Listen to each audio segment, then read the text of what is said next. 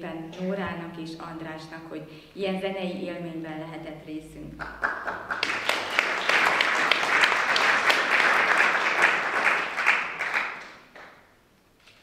Azt hiszem, valóban egy lélekemelő együttlétre készülünk, és ezúton is köszönöm szépen Márton László József Attila díjas írónak, hogy újból itt köszönhetem a koncertteremben, és Hajdú Áronnak, a Bukát kiadó igazgatójának, hogy újra egy szép és lélekhez szóló könyv jelenthetett meg a gondozásukban.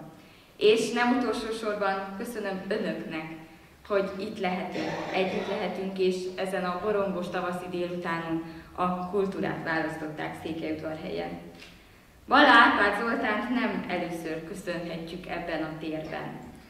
Legutóbb az Átlátszó Lények tárlata alakította át a koncerttermet egy mesebeli világgá, amely viszont nagyon is valóságos volt, a diktátorral és a népet vezető szabadsággal együtt. A Tövises képsorkötet szintén ebben a térben elevenedett meg először. De Balla Árpád Zoltán sokkal többször volt vendég a művelődési háznak, és számomra az is nagyon értékes, sőt azt mondhatnám, hogy még inkább értékes, hogy Balla Árpád nem csak olyankor látogatja a művelődési házat, amikor művészként mutathatja meg érzéseit, gondolatait a világnak, hanem akkor is, amikor beszeretné fogadni más alkotók érzéseit és gondolatait. De most alkotóként tért ide vissza hozzánk, és ahogyan ő visszatért, úgy térnek vissza alkotásaink keresztül azok a pillanatok, érzések és emlékek, amelyeket úgy gondolom, hogy mindannyian magunkban hordozunk a városról. A Város és én című tárlata azonban nem csak Székelyudvarhely megjelenítésére vállalkozik. Nem az a célja, hogy pontosan beazonosítsuk az egyes helyszíneket, hallhattuk a kiállítás anyag felvétele után, amikor volt szerencsém Árpáddal és Márton Lászlóval közösen megnézni a képeket. Akkor arról beszélgettünk, hogy a cél az, hogy megérezzük egy kicsit a város hangulatát, lelkét. A lelkét, mert Árpád ilyen lélekember. Erdély lelke című tárlata is a lélek, a tájak és a képek kapcsolatát boncolgatja. A cél megmutatni a városnak azt a részét, amit nem lehet egyszerűen megrajzolni vagy lefényképezni, csak megélni.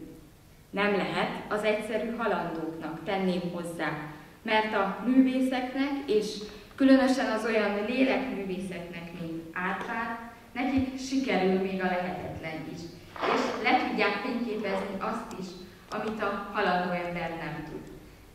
Számomra ilyen lehetetlen lefényképezés és lehetetlen kép itt mellettem erről felől a napóra a Szent Miklós-hegyi plébánia falán, a Szent Imre utca és a Kút utca sarkáról. Középiskolás koromban számtalanszor próbáltam elképzelni, hogy hogyan lehetne lefényképezni azt a képet, ami velem is nagyon sokszor szembe jött, amikor mentem iskolába, és a lelki szemeim nekem is nagyon sokszor láthatták azt a képet, de a valóságban megfoghatóan most, pénteken láthattam, amikor bejöttem megnézni a képeket Árpáddal.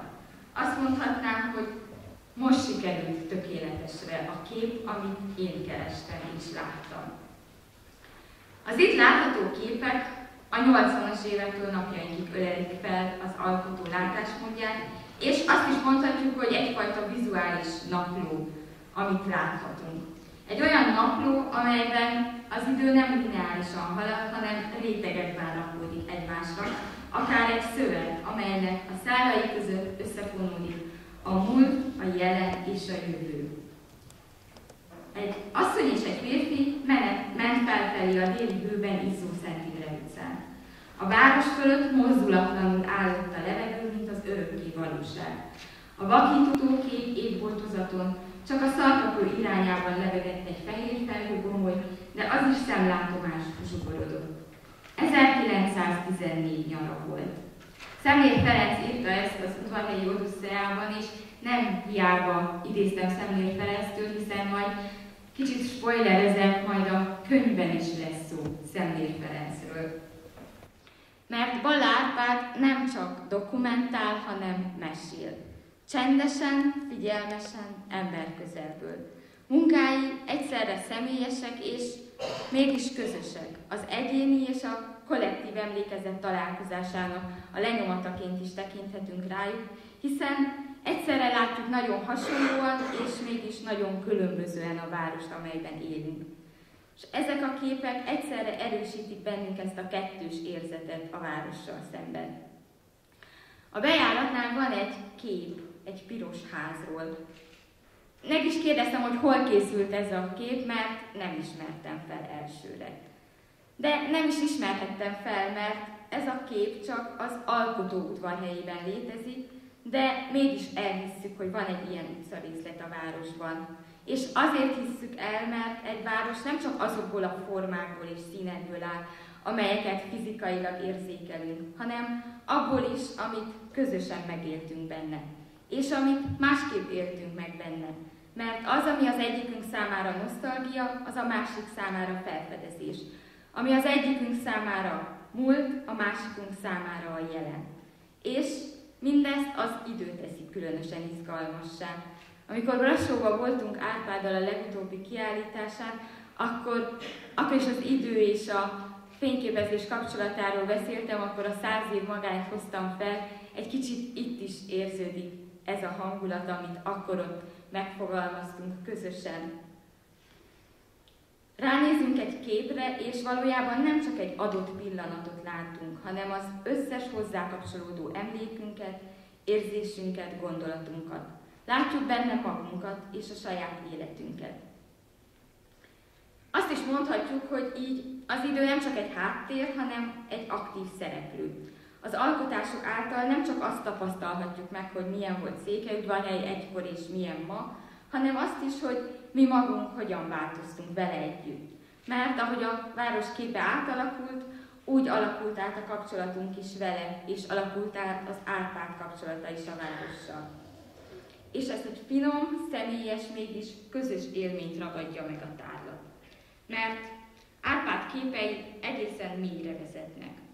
A képeket nézve nekem millió szavai jutottak eszembe, amikor azt írja, hogy befogad és kitaszít a világ. Csak itt nem a világ játszik Árpáddal és velünk, hanem a város. Befogad és kitaszít. Kitaszít és befogad.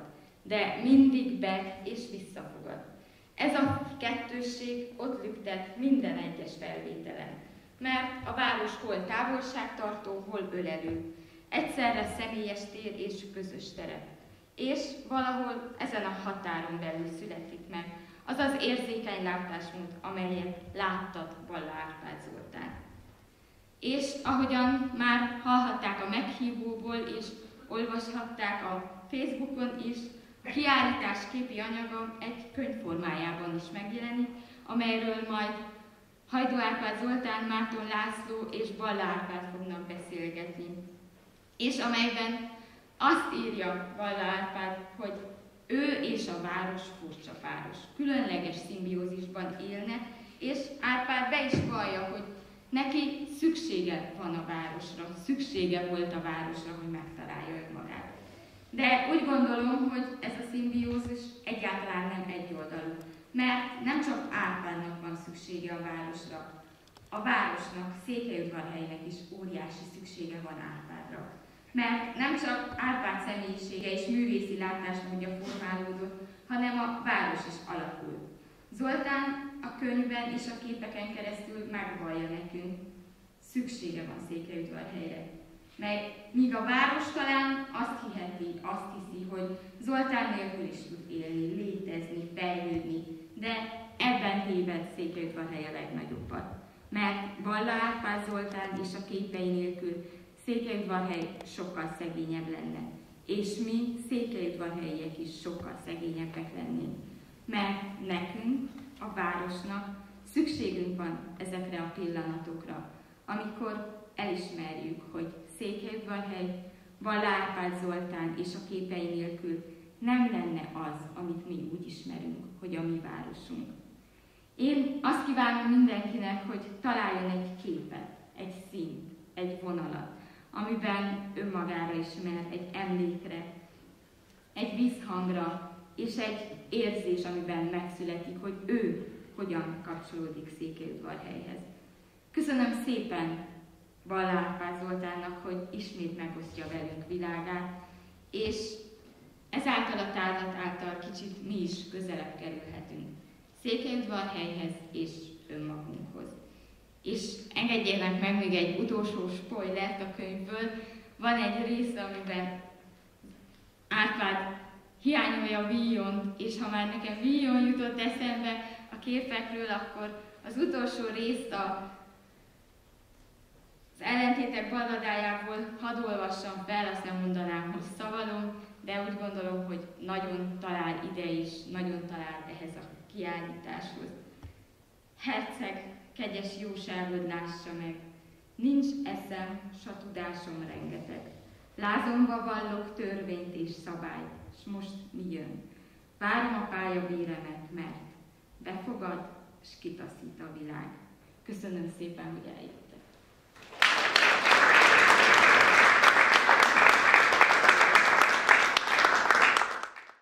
Igazgató asszony ezzel a káprázatos beszéddel nagyon magasra tette a mércét, de mi azért igyekezni fogunk, hogy ne legyünk méltatlanok hozzá. Azzal kezdem egy szubjektív megjegyzéssel.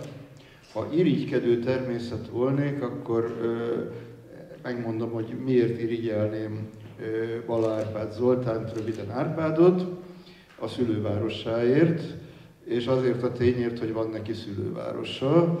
Én tudnélik Pesten születtem és nevelkedtem, és az nem működik szülővárosként. És utána, hát a könyv jellegzetességéről kellene beszélnünk, de ez nem választható el attól, hogy hogyan alakult az ő fotós látásmódja az elmúlt 11 néhány év során, és attól sem választható el, hogy ez alatt az időszak alatt éppen most számoltuk össze, hogy 25 önálló kiállítása volt, és 3 könyve jelent meg, amelyet az itt jelenlevő Hajdú Áron, illetve a Bukárt adott ki. Egyik szebb, mint a másik, gyönyörű könyvek, nagyon jó harmóniában áll a nyomtatott szöveg meg a kép, ráadásul hibátlanok, és akkor már is tudjuk, hogy miről fogunk itt a következő néhány percben beszélni. Azt hiszem, hogy én veszem át most a moderátor szerepét, és akkor most először Áront kérem meg, hogy mint kiadó meséljen a benyomásairól. Tisztelettel köszöntök mindenkit, nagyon szépen köszönöm a meghívást. Egy kis személyes bevezető, nagyon rég ismerkedtem meg Árpáddal, pontosan Márton Laci keresztül az első kötete kapcsán, és akkor egyértelmű volt, hogy én egy sorstársamat ismertem meg, mind a ketten mérnökök vagyunk, mind a ketten teljesen mást csinálunk, mind a ketten boldogok és büszkék vagyunk, hogy azt csinálunk, amit szeretünk. Most innen kiindulva, mikor megérkezett a 3. kötet, hát mondtam, jó, hát meg fogjuk ezt mi csinálni. Később jöttem rá, hogy irigyeljem udvarhelyt, ugye? Mert van egy ilyen alkotó, aki 40 évet átölel. Még tudok egyet, az Kornis Péter, aki ugye 75 évig fotózta Széket, de más nem nagyon van. És akkor rájöttem, hogy ez egy gyönyörű szép emlékkönyv. Gyönyörű szép emlékkönyv, mert annyi fiatal van, aki már egyáltalán nem tudja, hogy milyen volt az, amikor építkeztek, mikor nem volt fűtés, stb. Tehát ez így mind föllelhető ebbe a könyvbe, és akkor egyszerűen büszke voltam arra, hogy akkor egy újabb kézirat birtokosan lehetek, és akkor a tőlem telhető legnagyobb alázattal, és gondolom igényességgel tettük le az asztalra ezt a kötetet.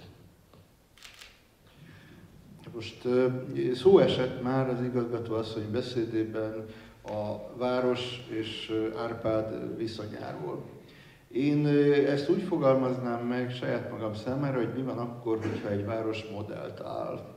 Mert ez a könyv arról szól, hogy egy város modellt áll, és egyszerre csak olyan részletek bukkannak fel, amikre a hétköznapi járókelő lehet, hogy 40 éve járja ugyanazt az utat, és nem lesz figyelmes. Tehát itt arról van szó, hogy van egy tekintet, amely észrevesz dolgokat.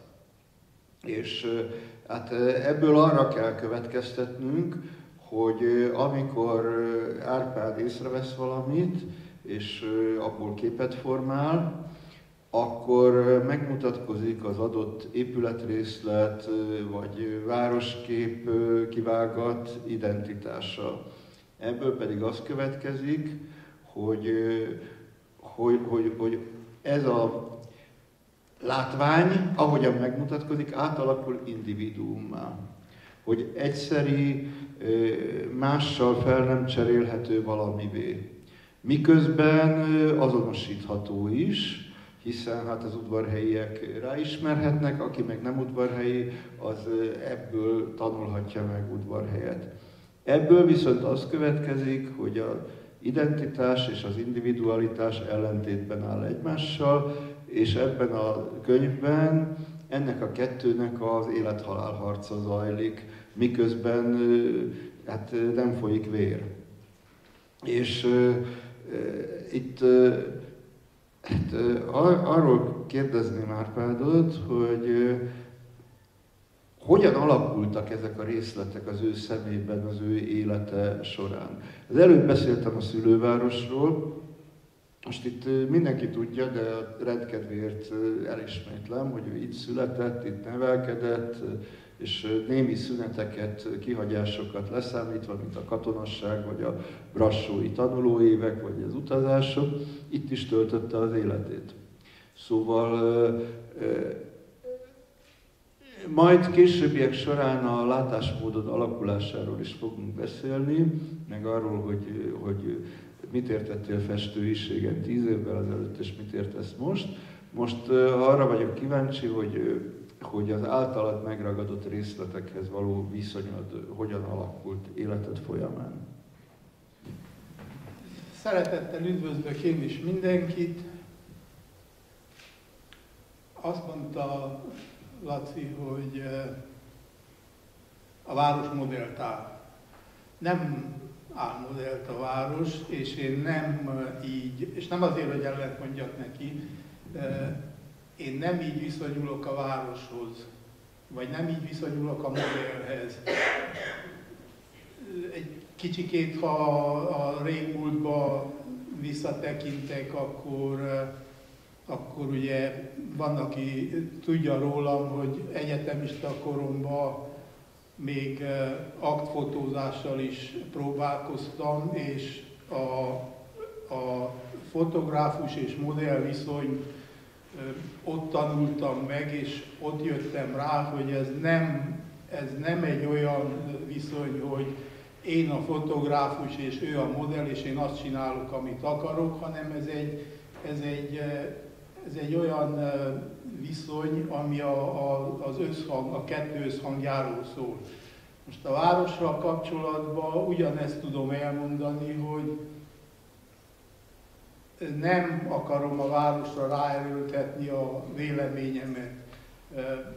A város egy kicsit olyan, pláne hogyha azt mondom, hogy szülőváros, akkor nekem az egy kicsit olyan, mint egy szülő, akit nem én választottam meg, ez egy adott, szeretjük egymást, hibáinkkal, erényeinkkel együtt, és a lehető legapróbb rezdüléseket is észrevesszük, és ez, ami a viszonynak az intimitását adja, és hogyha ezt sikerül megmutatni, akkor jó modell volt a város. Most mind a három könyvét Árpádnak a Bukárt adta ki, és ha megkérdeznék tőlem, hogy miért szeretem a Bukártot, akkor azt mondanám, hogy elsősorban azért, mert egy műhely, és műhelyként működik. És ez azt jelenti, hogy közös munka van a szerzőkkel és a kiadó munkatársaival, például akit a tördelést végzi, vagy aki a korrektúrát csinálja. És azt kérdezném Árontól, hogy hát most már ez egy libasor, hogy 3 könyv van, hogy milyen emlékei és tapasztalatai vannak a közös munkáról.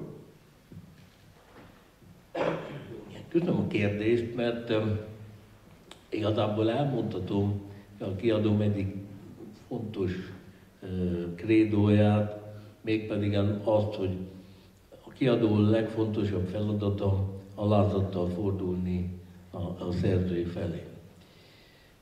Ugye, gazdaságilag persze mindenki tudja, hogy igazából a kiadó vállalkozó, a kiadó teszi bele a pénzt, de a könyv az egy szellemi termék, annak egy alkotója kell legyen, azt meg kell tisztelni, meg kell becsülni.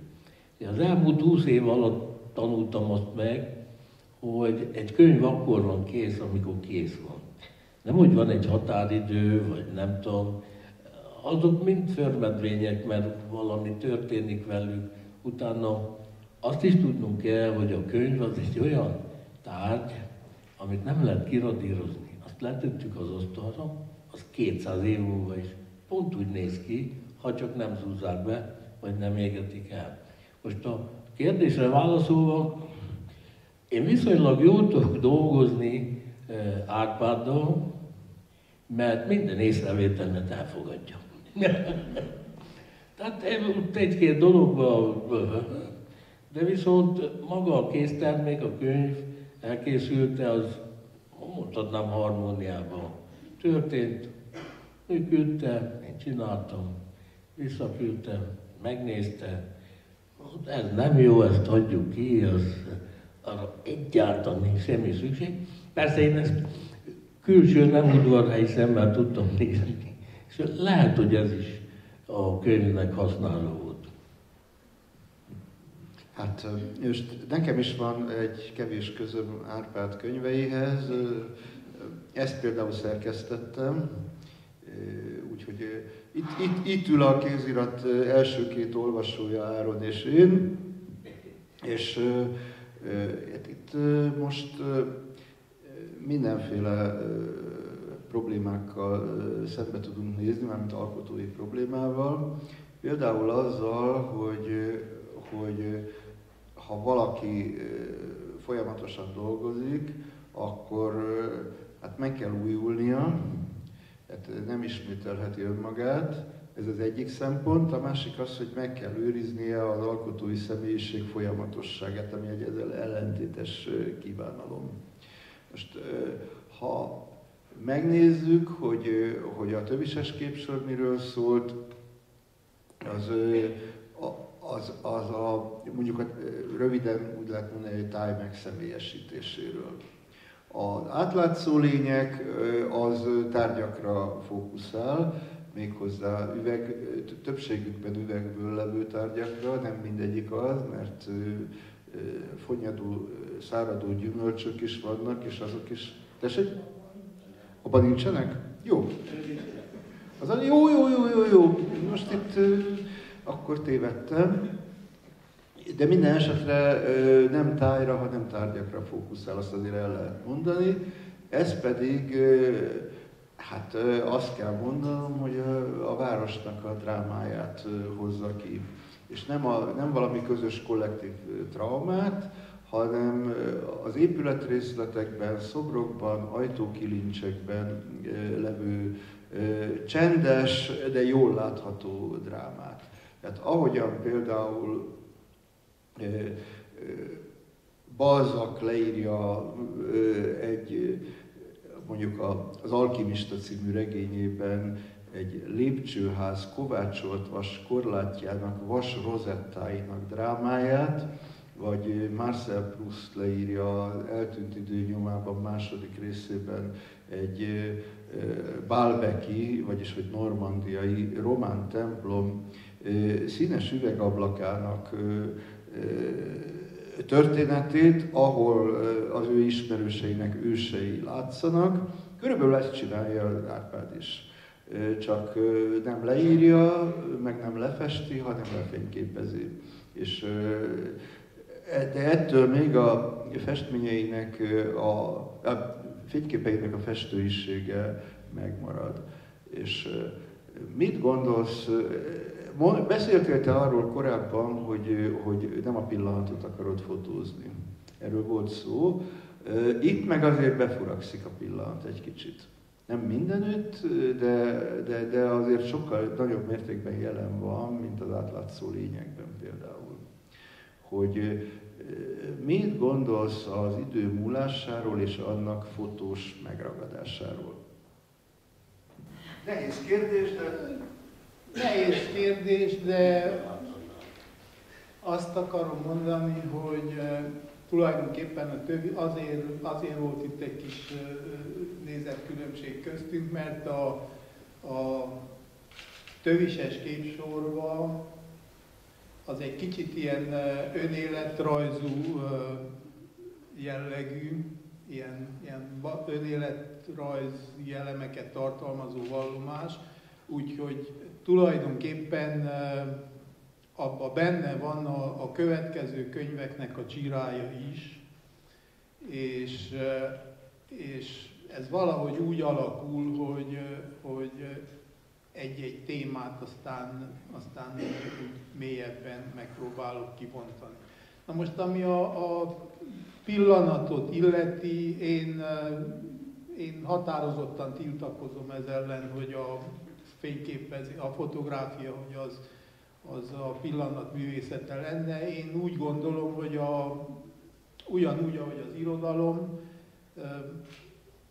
ez is a gondolkodás művészete, vagy szóval ilyen ábrázolás művészete, és ez szerintem benne kell legyen a képbe. Na most, ami a festőiséget illeti, az a képnek a hogyanja, a megjelenése, erről szól a képnek a festőisége. Amikor együtt voltunk Ausztriában a kiállításon, akkor ott egyik látogató azt kérdezte, hogy a te képeid mitől ilyen szépek? Nem tudom, de nekem az a véleményem, hogy annyi csúnyaság van a világon körülöttünk, hogy amit alkottunk, ami kép, annak nem árt, hogyha szép. Burgenlandban alsóőrben volt, 2018 őszén. Igen. Szóval azért mondom, hogy igyekszem a tartalom és a forma közötti összhangot megkeresni. Miben milyen színek vannak, milyen formák vannak, miben mennyi részlet van, mi az, ami nem kell hangsúlyos legyen, mi az, ami csak tónusként jelenik meg. Ez mind hozzájárul szerintem a képnek a mienségéhez, a festőiségéhez. Áron, ha jól sejtem, akkor te tördelted ezt a kötetet. Hogyan látod kép és szöveg viszonyát tördelői munkád során? Ez egyértelműen a téma hordozza. Ugyanis itt most egy fotóalbumról beszélünk. Tehát elméletileg a szöveg az alárendelt szerepet játszik, de szépen kell azt megcsinálni, hogy a karakterek, a betűk, mert ez fontos, hogy mindig a téma az válaszunk karakter, azok ugyanazt sugallják, mint maga a könyv. Én nekem végig egy emlékkönyv lebeg előttem, mikor ezt a könyvet nézem. Még egyszer hangsúlyozom, bocsánat, hogy ismétlek, nagyon sok olyan elemet hoz át a mai fiataloknak, amit ők nem értek meg, de ebből a könyvből esetleg ráérezhetnek. És visszatérve, természetesen a képzőművészeti albumok nyomdai kivitelezése rengeteg korlátot szab. Szóval itt most ugye egy könyvnek van egy formátumát, abba a kockába be kell tenni. És akkor itt is megy, mert kitalált, hogy mégiscsak milyen formátumot használsz. Mondjuk az Árpád könyv esetében nem volt gond, mert ez a harmadik könyv is pont ugyanolyan formátum, mert én úgy hiszem, úgy érzem, hogy sikerült megtalálni azt a formátumot, azt a minőséget, ami visszaadja a könyveket. Egyébként megint egy pici reklám, de a Bukát kiadó az egyszemélyes kiadó, mert nincs alkalmazottja. Viszont az a nagy szerencséje, hogy pont ezért a legjobb emberekkel dolgozhat minden téren. Mert azzal a szerkesztővel dolgozik, azzal a korrektorral, azzal az íróval, aki ebben akar.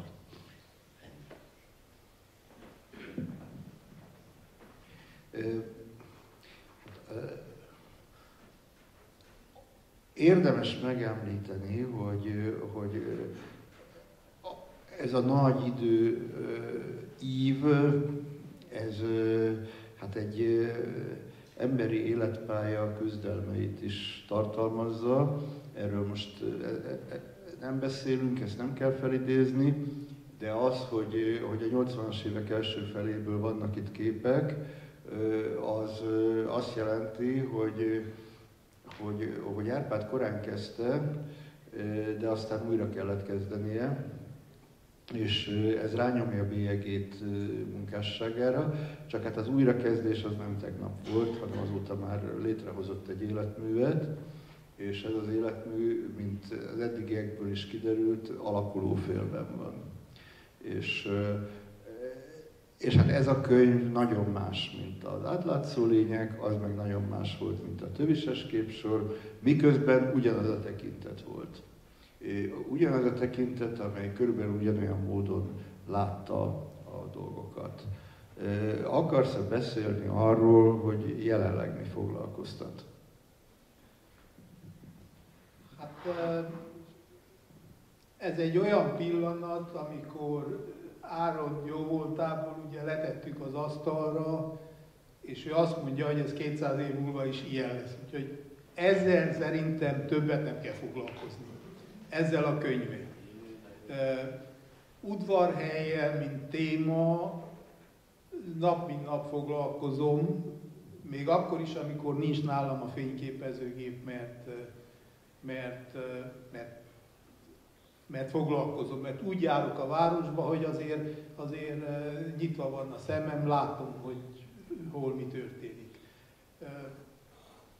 Ha az újabb projektről kérdezel, akkor nem szeretnék nagyon sokat elmondani róla, de az egy egészen más téma lesz, de annak is köze lesz a városhoz, vagy a ilyen városi megjelenítésekhez, meg az üvegekhez is köze lesz, mert egy olyan téma, ami az emberi megszemélyesítéssel kapcsolatos, és ilyen témát fogok, még nincs egészen kialakulva, de valami ilyesmi lesz. De most nem egy dobhajlat lesz a személy, a megszemélyesítés, hanem valami más lesz, de hát körülbelül azt lehet mondani, hogy az Árpád művészetének a tétje a megszemélyesítés. Egy szóval ezt így lehet összefoglalni. Annyit mondok még, hogy Árpád az írásba is belejött. Az első könyvet, a Tövises képsort, azt még közösen csináltuk, úgy abban az értelemben, hogy ő beszélt, én meg lejegyeztem, és hozzátettem saját szövegeket is. Már a következőt, a átlátszó lényeket ő maga írta, és jól ment, ez meg még jobban ment, mint szöveg, mint megírás. Most Árontól azt kérdezem, hogy ha már így megyünk bele a tavaszba, és lesznek mindenféle könyves rendezvények, hogy még miket csinál a Bukárt. Köszönöm a kérdést, mert a reklámhely. Hát mi folytatjuk a fordítások kiadását is. Azt el kell mondanom, hogy tavaly megjelent egyik sikerkönyvünk, a Fernando Aramburu Pátria című kötete. Ez egy nagyszerű könyv, olvastam. Igen, egy 8 részes HBO-s sorozat is van. Az idén pedig következik Juan Rulfo Pedro Páramo című kötete. Ez a latin-amerikai irodalom egyik gyöngyszeme, vagy talán a legjobb, vagy ezzel sokkal többet. Egy mexikói író volt, és keveset írt, de az annál nagyobb súlyú, és a szupersztárok García Márqueztől Vargas Llosáig elképzelhetetlenek volnának az ő előfutársága nélkül. Igen, tehát mi megpróbálunk ezekkel a fordításokkal, ezekkel a kötetekkel fölzárkózni a sokkal nagyobb, sokkal jobb kiadókhoz, több-kevesebb sikerrel, ahogy én ezt most értékem mostanában, de viszont készül egyébként Cserna Szabó Andrásnak egy novellás kötete, 13 novellát tartalmaz Kolozsvárról. Ja igen, a Bukát kiadó azért minden évben nagyjából kiad egy román irodalomból, egy fordítás román irodalomból, mert fontosnak tartjuk azt, hogy megjegyzem. Magyarok nem veszik a román fordításokat, románok nem veszik a magyar fordításokat, de egyszer ennek meg kell történni, és akkor ezt mi következetesen próbáljuk csinálni. És 3 verses kötetünk is van, ritka kiadó, aki manapság verset is ad ki, mert ez egyáltalán nem üzlet, de mi ezt is fontosnak tartjuk, hogy gondolom az, hogy a Bukát egy műhely erre utaltál, hogy megpróbáljuk egy erdélyi kiadó szerepét betölteni, aki ugye határok nélkül is próbál érvényesülni. Dióhéjban ennyi. Hát azt hiszem, hogy nagyjából elmondtunk mindent, ami fontos volt. Ha valakinek valami kérdése vagy észrevétele van, akkor tegye meg, itt a jó alkalom. Egyébként pedig hát mindenkit arra biztatok, hogy szép alaposan nézze végig ezeket a képeket, nem fogja elfelejteni őket. Köszönöm szépen!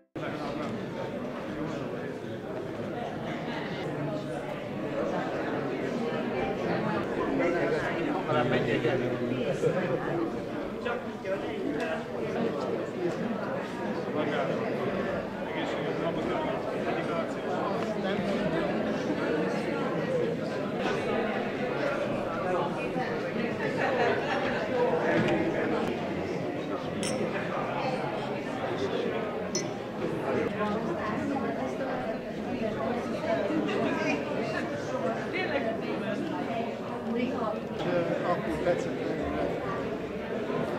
Nem is tudom, megcsinálom.